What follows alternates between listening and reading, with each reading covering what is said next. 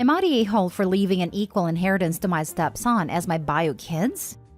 I, 62 male, met my current wife, 39 female, 4 years ago, and we got married 2 years ago. She has a son, 12 male, from her previous marriage who lives with us full-time. His dad visits occasionally but lives in another country. I also have 2 adult children, 34 male and 32 female, from my first marriage. I will admit I don't have the greatest track record as a father. While my bio kids were growing up, we were kind of distant, as their mother and I were constantly fighting. She was a stay-at-home mom while I was running a business to varying degrees of success. However, when they became adults, we, bio kids and I, became much closer. My business also grew a lot and I am quite wealthy now compared to struggling to pay bills when my bio kids were growing up. My relationship with my stepson is quite good. He doesn't call me dad but seems to view me as a very close uncle. I do my best to be a good father figure to him. If I'm being completely honest, I hope that eventually he will see me as a father figure, especially given that his father is never really around and constantly disappoints him. So here's the issue. A few weeks ago, while I was going through some things in the basement with my bio son and daughter, the topic of inheritance came up. I mentioned how I planned to include my stepson in my will and he would get a third of the inheritance. I don't remember how exactly we got to this topic. Well, my kids are furious with me now, telling me this was unfair, as they had to grow up with a cold, emotionally and physically distant / unavailable father who struggled to bring food to the table.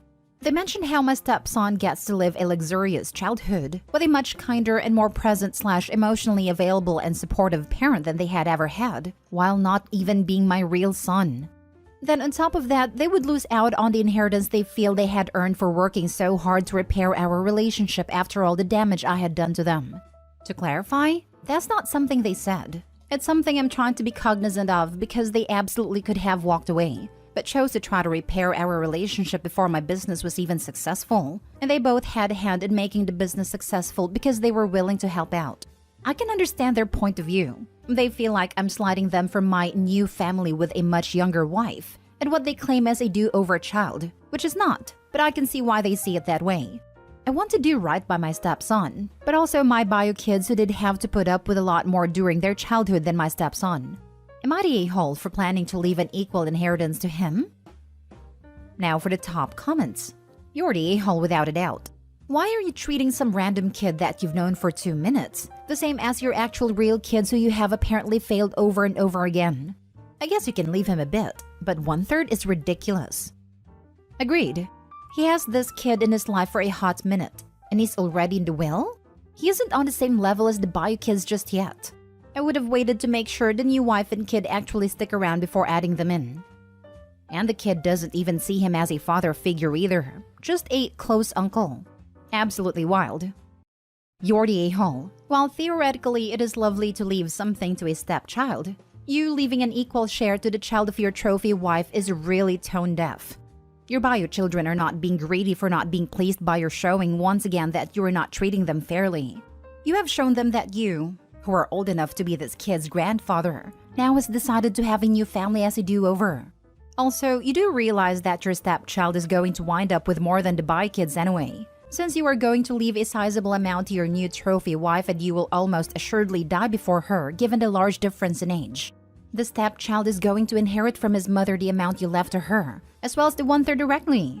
And I bet you are also leaving the wife your house and other valuable personal property. A lot of bio kids have been screwed out of stuff when the father takes up a new family. When my grandfather passed 2 years ago, we discovered that he had moved most major assets into solely his second wife's name. So the terms of the will screwed my dad and his brothers and all the grandchildren out of basically everything. He was also a man who married a much younger woman. She was my oldest uncle's girlfriend in high school for some added drama, and was an absolute a-hole to my grandmother and their children their entire married life and beyond. We expected nothing, because he was awful, and got nothing. But that extra FU of his second family getting everything, except the token "I didn't forget you" stuff, and they don't see what the problem is the reason I'm low contact with any of that part of the family since grandma passed. Next story. Am I the a-hole for buying my nephew a gift rather than giving his parents the money? My 33 female nephew just turned 1. My sister-in-law Hannah, 34, and brother-in-law Dave, 34, are dual income and doing alright. They're firmly middle class. They own a home and go on a couple vacations a year. They decided to host a big party for their first and only child's first birthday. A little background. My husband and I are kind of known for getting good birthday gifts for nieces and nephews. They range in age from 1 to 13, and we know that the other two families struggle more financially than Hannah and Dave, who this post is about. So we have historically always asked what their child would like, and go out of our way to get them something special. I'm not talking big-ticket items like an iPad, but like $150 to $200 for each gift, each year. I asked Hannah what her son William would like, that he doesn't already have at home. She didn't answer my text, but later in the day, she sends a mass email to both sides of the family and friends who are attending William's first birthday. This was the email. Hi friends and family. We look forward to having you at William's first birthday. Some of you are asking what you can buy for him. What he really needs is a new deck to play on in our backyard. Therefore, we ask that everyone donate funds towards that goal, rather than physical gifts. The deck will cost a total of $10,000 and we anticipate that 35 of you will be attending. Please give as you're able. William will be so excited by this addition to his outdoor space. Love, Hannah, Dave, and William. So off the bat, this request sat weird with me. I understand shifting towards experience-based gifts over physical gifts. I see the environmental argument for that, and also the human element. But that's not what this was. It was a deck. And I'm fairly certain Hannah and Dave can afford this deck without a fundraiser. Anyway, the part that makes me an a-hole is that I decided to totally disregard the email and spent $200 on a new train table for William. I had noticed that I fell in love with the one at our house that our boys have. I justified it because he's too young to realize that his parents are cheating him out of gifts, as I see it. Hannah noticed the large box at a party among a pile of cards filled with money. She asked who brought it, and my husband, her brother, said, "We did." She said, "I specifically sent an email after getting your text. Did you not read it?" Husband told her to take it up with me. Later on, she told me she was really frustrated and disappointed in me because she expected we would be contributing the most to the deck, as we have more money than the other family members. I said we wanted to get something just for William. Hannah scowled and told the rest of the family that I was using her son's birthday to grandstand and make them look bad. Rest of the family split on it. So Reddit, am I the a-hole? Lol, not the a-hole. This is just glorious. She expected we would be contributing the most to the deck, as we have more money. Jesus, the entitlement. Hannah scowled and told the rest of the family that I was using her son's birthday to grandstand and make them look bad. She made herself look bad by requesting that her family finance essentially in addition to her home, instead of buying a 1-year-old child some toys and outfits. He's probably just starting to walk and can't quite talk yet, but he is so excited about that new deck. My dad and stepmom had a deck remodel when my middle nephew was less than a year. He liked his blankets and toys way more than the deck itself. Not the a-hole. The deck will cost a total of $10,000 and we anticipate that 35 of you will be attending. That's a "give us $300 for home improvements" email. It's totally inappropriate. Let's chalk it up to them behaving oddly due to the stress of the current financial crisis. You buying a child's gift for a child's birthday party was perfectly appropriate. They were wrong to A. ask for a wad of cash, and B. then demand to know who dare buy their child a gift instead of giving them a wad of cash. Because she expected we would be contributing the most to the deck as we have more money than the other family members. This just gets worse. I guess it wasn't a "give us $300" email. It was a hint hint. "Stacy, you should give us $1,500 while everyone else gives us $250" email. I honestly think that the deck would be the one of those projects that's never completed, with the money going elsewhere. Then again, I'm very cynical. Next story. Am I the a-hole for not chipping in for my brother and his husband's surrogacy fund and prohibiting my parents from donating as well, since I support them financially?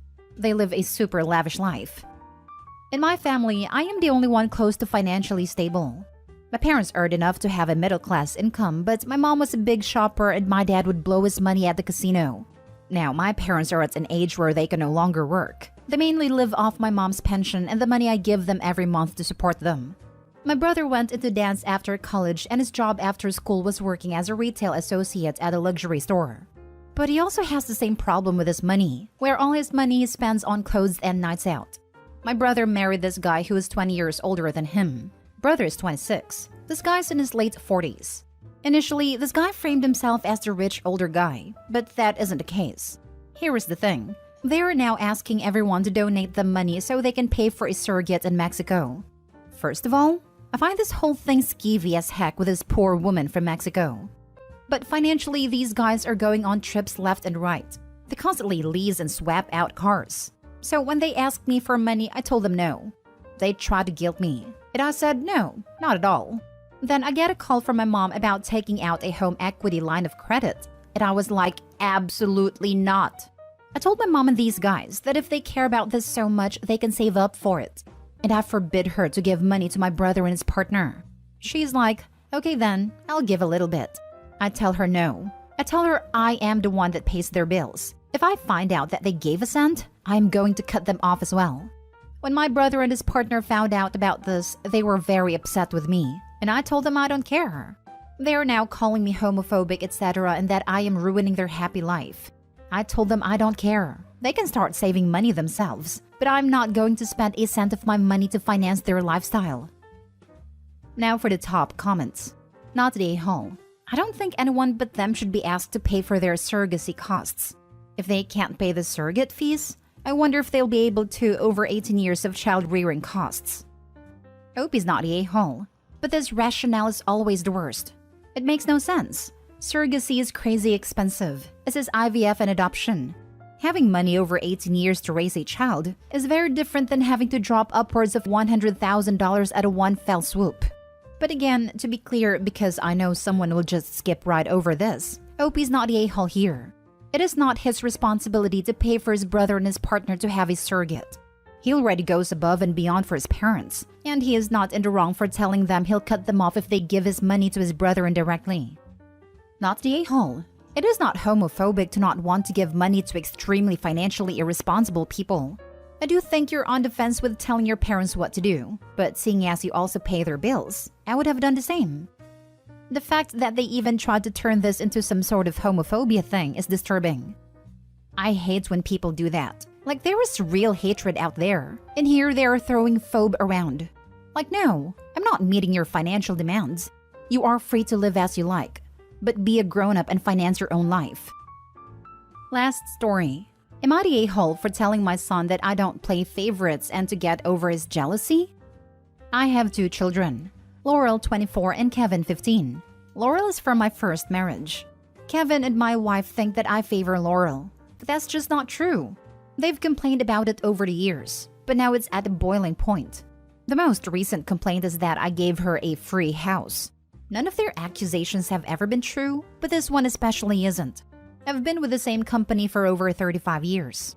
Decades ago, my job made me and several other employees travel to their headquarters so often that they bought us condos in the home city because it was cheaper at a time than constantly paying for hotels. At the time, property in the city was cheap. We had free use, but technically the company owned them and they paid all expenses. In 2020, obviously all business travel stopped. At the time, Laurel was moving to that city with her new husband and they were looking for a place. Because it was just sitting empty and would be for a long time, I told her that they could live in the condo until things went back to normal. It would be safe and clean, and it would give them a chance to save money for a better place for their own as they were expecting their first child. In 2021, 2 things happened. The company decided to shut down all physical offices for a permanent work from home, and I decided to take my retirement. With closing the physical offices, they also really wanted to get rid of the condos. They offered them to us at an extra discount. I didn't want it, but Laurel did. So she and her husband offered to pay the cost, and I let them. It was less than 1/4 of market cost, but it wasn't free or a gift to her. Kevin realizes that there's not going to be anything like that for him, and he is raging about it. He claims I've always done things like this, and that I gave her a house, but I'm probably going to kick him out at 18 like every American parent. My wife is on his side and angry about this, and that I let Laurel be a stay-at-home mother, and not her. None of these things are true. I didn't give her a free house. I let her buy one for a discount, because she happened to be buying at the exact time that there was any opportunity for one. Also, she got to be a stay-at-home mother because she happened to be having a baby at the only time in modern history that required people to stay home, not because I was funding her. I realized how it must look, but really, she just ended up doing things in special situations where there were unique opportunities. I don't think I'm in the wrong here, because I don't treat my children differently. If I happen to come across an opportunity for Kevin to do the same with the same, I would make sure he's aware, but I can't imagine I would. Not the a-hole, but honestly, I feel like your wife is the source of what Kevin is spewing out. What 15-year-old boy cares about housing? It seems like your wife is using Kevin to try and get you to buy a property in his or her name to even the scoring between Kevin and Laurel. My thoughts exactly. There just ain't no way a 15-year-old on their own would suddenly realize there's not going to be anything like that for him. Not really. Most kids these days know they will never be able to afford a home. Not the a-hole. I have a question for the wife and son. My hypothetical daughter is learning piano and my coworker has one they want rid of, so I get it at 1/4 value. My fake daughter pays for the 1/4 herself.